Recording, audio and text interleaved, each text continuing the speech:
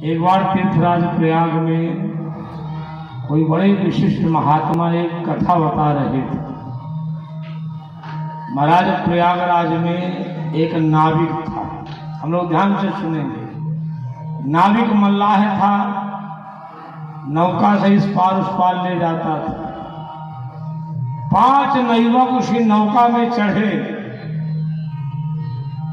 चढ़ने के बाद नाविक से उल्टा सीधा बात करने लगे, और जब करने लगे तो महाराज वो 5 उसी नौका में चढ़े, और नौका में चढ़े जा रहे थे। पार होने के लिए गंगा जी की खूब बाढ़ थी। ऐसा लहरा आया कि महाराज नौका हिलने लगी, नौका से छिद्र हो गई। तो धीरे से नाविक ये कहता है, अब नाव देखो, नाव डूबने वाली है, अब मरो चाहे बचो, हमारी कोई जिम्मेदारी नहीं है। ऐसा कह के नाविक तुरंत छलांग लगा करके कूद गया। अब वो 5 तैरना तो जानते नहीं थे, लेकिन 5 मरे वहीं पर। अब मरने के बाद ये सब यमराज के पास गए। वो 5 नौयुवक भी गए, वो मल्लाह भी गया।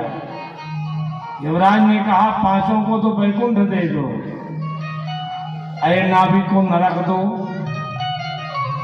नाविक ने पूछा हमें नरक क्यों मिल रहा है?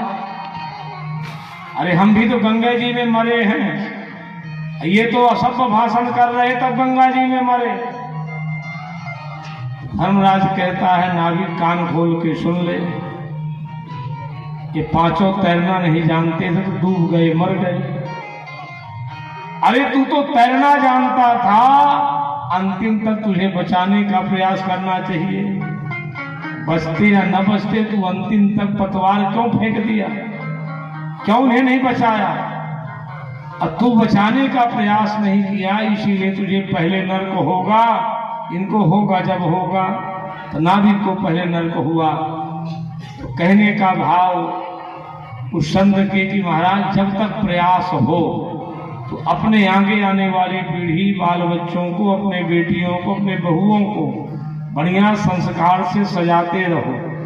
बिगड़ जाए आपकी जिम्मेदारी नहीं है, लेकिन आपके समझाने और संस्कार देने में कोई कमी नहीं होना चाहिए। आप संस्कार युक्त बना के रखो।